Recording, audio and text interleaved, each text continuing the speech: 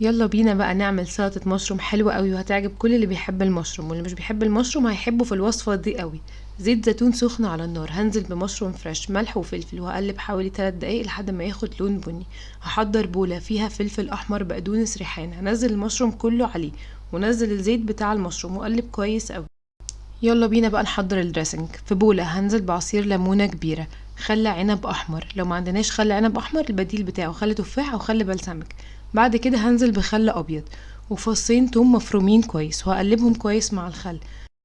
هنزل بمعلقة كبيرة من البقدونس، وبعد كده معلقة كبيرة من زيت الزيتون، وقلب الدريسنج كويس، وبعد كده نحطه في السلطة ونقلب السلطة كويس قوي. انا عايزاها تشرب الدريسنج كويس، وهندخلها التلاجة حوالي ساعتين 3. ممكن تتاكل على طول، بس المشروم هيبقى لسه سخن شوية. بعد ما اطلعها من التلاجة نرش عليها رشة لوز او عين جمل. دي خطوة اختيارية، يعني لو ما فيش حاجة منهم مش مهم، بس هو بيدي طعم حلو قوي وبتكون مختلفة شوية.